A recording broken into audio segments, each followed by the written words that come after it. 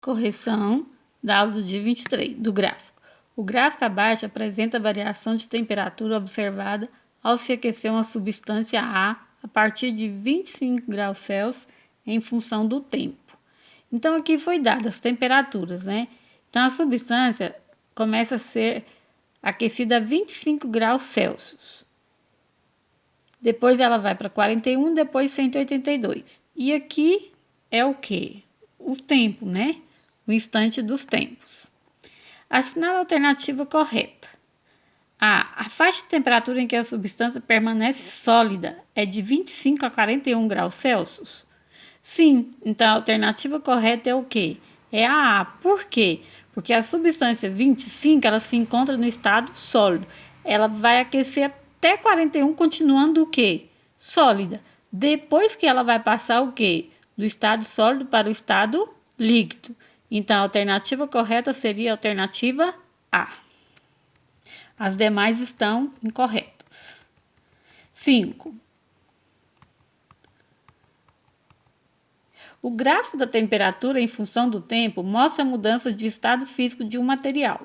O material encontra-se inicialmente no estado sólido, passando pela fase líquida e, por fim, gasosa. Então, vamos estudar o gráfico.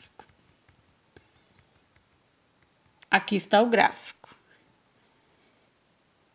Inicialmente, ele está o quê?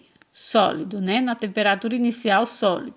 Temperatura 2, temperatura 3 e temperatura 4. E aqui estão os tempos. Tempo 1, 2, 3, 4 e 5.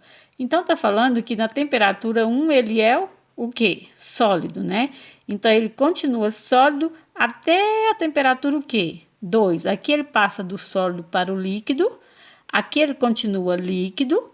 Depois ele passa do líquido para o gasoso. E aqui ele continua no estado gasoso, né? Assim que é o gráfico de uma substância. Sobre esse material e suas transformações físicas, é correto afirmar: a mudança de estado que ocorre entre as temperaturas T1 e T2 é a fusão. Em T1 e T2, aqui que ocorre a fusão? Nessa primeira parte? Não. Aqui não, aqui simplesmente ele vai o quê? Aquecer. Então, não é essa. A mudança de estado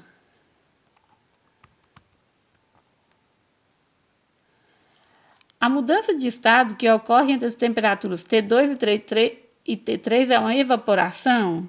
Então, vamos ver.